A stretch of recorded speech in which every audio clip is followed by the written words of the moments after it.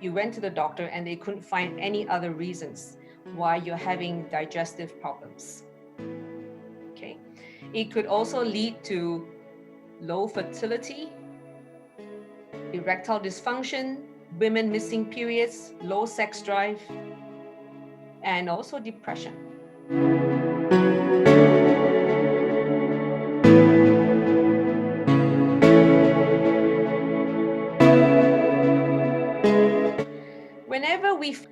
Whenever we feel threatened, whether it's something being said to us or we read certain news that is potentially causing us to feel threatened, or even our own thoughts that make us feel threatened, this will cause the amygdala, which is the old brain, the old part of our brain since civilization, to be activated. And when the amygdala is activated, it sends a message to the hypothalamus, which is at the base of our neck, which triggers the adrenal glands to pump adrenaline. Because when it's threatened, your body is preparing you for a fight or flight. So in the caveman, if he saw a tiger and he is now feeling threatened, his body is now getting him ready to run for his life or to fight for his life. We're no longer living in the caveman days. There is no tiger out there, but other humans could be perceived as a threat.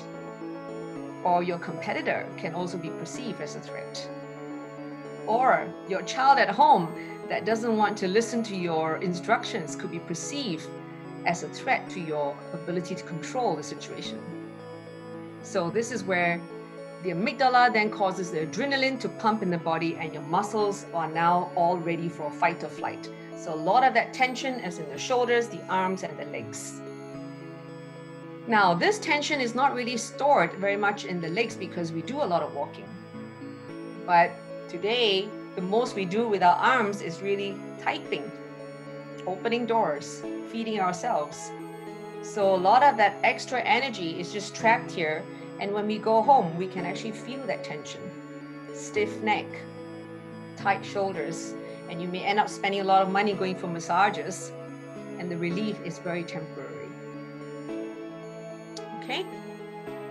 So what mindfulness practice does is that it enhances the forebrain, which is also called the cerebral cortex or the prefrontal lobe. This is the new brain of our species. And this is the brain that puts another human on the moon. It's also the brain that has built this incredible range of technological devices and capabilities. Mindfulness enhances that part of the brain. So it actually improves the learning and our ability to be creative and innovative. So when does this part of the brain get fully developed?